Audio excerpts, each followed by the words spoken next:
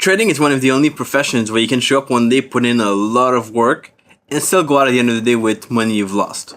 That's because, as you know, we don't get paid for every trade. We get paid for our skills, but only if they are working in the market right now. And if you don't learn how to recover from losses, a quick losing day can turn very easily into a losing week or losing month, and then even sometimes losing year or quitting trading. So today I want to share with you my 4-step process for recovering from losses. No matter what stage you're at in your journey, no matter what you're working on, what your trading style is like, you're going to be able to use this same framework, these same steps, to recover from your losses faster, get back on track quickly, and hopefully gain some more consistency with your trading. Let's dive right in.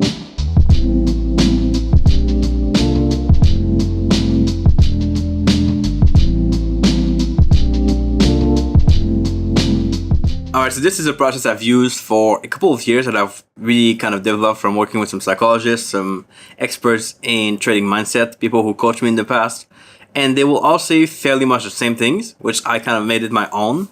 So I've learned from people like Rande Howell, Mandy Prasanjani, Andrew Maneker, who were all people that I've interviewed on my podcast. If you want to listen to those interviews first, I'll leave some links below in the corner here or down in the description below so you can watch these interviews and learn more from them directly. But here's my framework. Things I do myself, things I've kind of made my own over time, and I work well for me. So the very first step when it comes to recovering from a loss is time off. And that can mean like taking 5 minutes off, walking from your trade, doing something else, or that could mean taking a day or a week off. It doesn't matter. Time off is really good to kind of get back to a more stable frame of mind. We'll talk about this more later. But you're just able to take a step back and think about what happened, sort of calm down. You're not going to act on any kind of impulse and taking like revenge trades. You're not going to kind of have these thoughts or these actions, these beliefs that come up that could hurt your trading. That's why time off is so crucial in the beginning, is you take time away from your trades, time away from the market, and then think and kind of get back to these other steps to come back on the right track. Now, over time, we want to try to reduce that time off. So in the beginning, you might take, let's say, a day off or 2 days off from your trades because you had the loss. But eventually, you want to bring this down to maybe 10 minutes, 20 minutes, 30 minutes, where it's a lot more manageable and you can not miss too many trades by taking that time off. So it's crucial to kind of reduce that number to improve your stats. But in the beginning, if you feel like you need to take a day off, take a day off. If you feel like you need to take a week off, take a week off, but work on reducing that to a more manageable amount of time off after a loss. Second step is what I call a debrief. And that means you kind of sit down and review your trades. You can either print them out on paper, you can have them on your computer directly if you want to, on your journal. You look at these screenshots of your trades, what happened, what was the analysis behind it, and what was the result of your trades. Now notice how we do this after time off because we want to actually cool down from a loss. And if you just journal and look at your trades after a loss, you'll think everything is right, you did everything good. But in reality, that's not always the case. We are more likely to find mistakes in our trades after we've had some time off than right after the trade is closed, when you're in the moment. Then you might feel like you've done everything right and everything according to your plan. But with some distance, then you see your mistakes better. So you might look at your trades, you see something you've done wrong and that you want to fix. And that's kind of why we debrief. We want to find any mistakes we've made, anything we could have done better. The 3 questions to ask in a debrief are what went well, what didn't go well, and how can I do better next time? These are 3 questions you can use anytime in your trading to kind of work on some things. But in that kind of debrief period, that works super well to kind of figure out what were some things you've done correctly, some things you could have done better, then what's the plan to improve those things in the future. By the way, this is just me, but I found that if I print these trades on paper, I'm much better at looking at them. I kind of see things more clearly, I have a better frame of mind, or maybe even like draw on my chart where I enter, where I exit, and all that stuff. And that kind of, to me, works better, but it might not be the same thing for you. I know when I have a tough time, like a really either big loss, which I don't really have too much of at all, pretty much. But if I have a drawdown, for example, I'll print these on paper and I'll look at them on paper instead of just the computer. It just makes things better to me. Could be the same for you. There's a part to it for sure. Or it could be different. So do what you feel like doing. Do what works for you.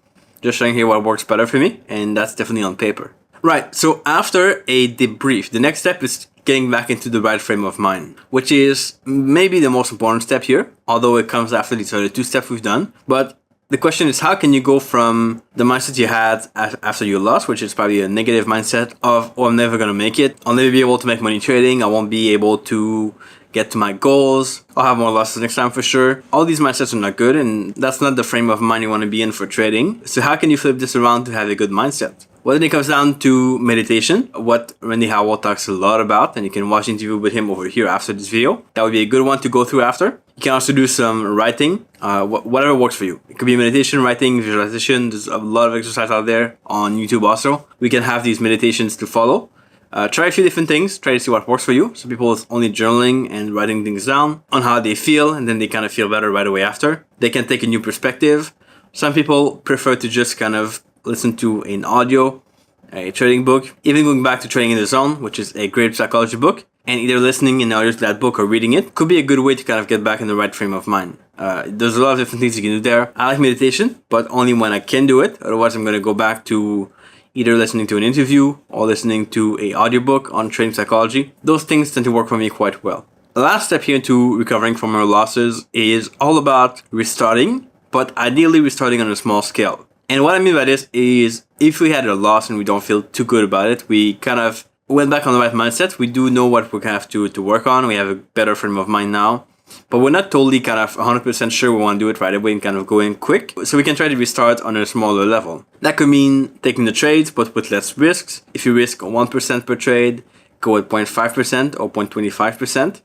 If you are taking 5 trades a day, maybe reduce those to 3 trades a day while you're kind of getting back to it and while you are rebuilding your confidence a little bit. We don't want to be too confident ever, but we don't want to be in a stage where we are skipping trades or avoiding them, or over trading because we are scared that we are going to not make it in trading. So we want to kind of slowly restart with smaller risk of fewer trades just to get us going to normal. If you reduce that risk to where you're comfortable trading, then that makes things a lot easier to get back into trading. Even though you won't make a crazy profit for sure, but at least you'll be able to build up your consistency and stick to your process in trading. Once you've done that for a while, you can go back to bigger size, increasing back your risk to normal, and that can get you out of a drawdown pretty quick. So to recap, first get some time off. Try to reduce that time to make it as fast as possible over time if you can.